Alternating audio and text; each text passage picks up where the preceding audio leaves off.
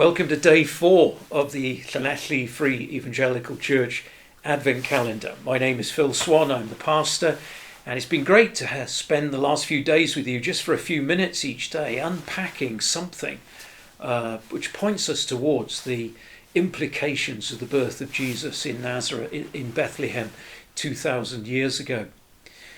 I've been telling you that really it begins not in Bethlehem or not in even the announcements of the prophets in the Old Testament hundreds of years before Jesus was born, but it begins right at the beginning in the Garden of Eden.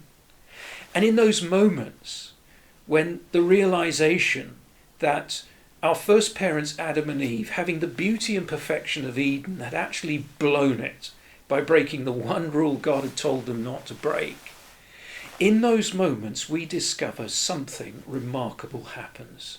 And it's the first reference that we have to the coming of Jesus. Now, thankfully, I've never been to war. I know people that have, and I know the effects that that's had on some of them. My grandfather fought on the Western Front in World War I. And at the moment, I'm reading a huge book on the Battle of the Somme because I want to try and understand a little bit more of what he faced, a man who I never actually met as he died before I was born. But what a dreadful thing to go into conflict, to be in a context of bitterness and hatred and violence, and where all the knowledge and all the industry goes into the destruction of other human beings. War is a dreadful, dreadful thing. So it's all the more surprising to realize that in the Garden of Eden, what we discover is a declaration of war. God declares war on Satan. And it's in those moments that we first hear and are pointed to the coming into the world of Jesus Christ. Looking at Satan and speaking directly to him, the Lord God says, and speaks of how there will be future conflict between one born of a woman and Satan. And he acknowledges that Satan, the serpent, will strike the heel of this child.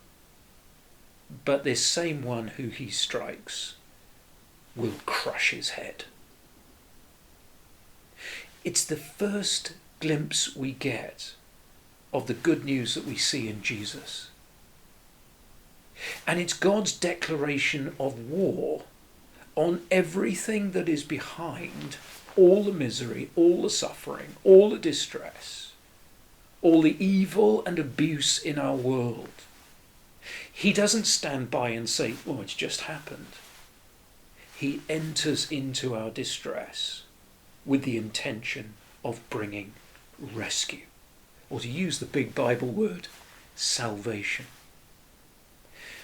The birth of Jesus is not some fuzzy, cuddly story, but it's the announcement that the one who lies in the manger at Bethlehem is really our great field marshal. And he will enter the battlefield of Calvary at the age of 33, and there he will obliterate Satan and his forces by being raised from the dead on the morning of the third day. There is a huge conflict in our world today. And it is a conflict which has touched your life and my life and is found in our hearts between the dominion of darkness and the kingdom of heaven. And Jesus is the answer to the distress of that conflict. He comes to set the prisoners free. He comes to bring good news. Have a great day.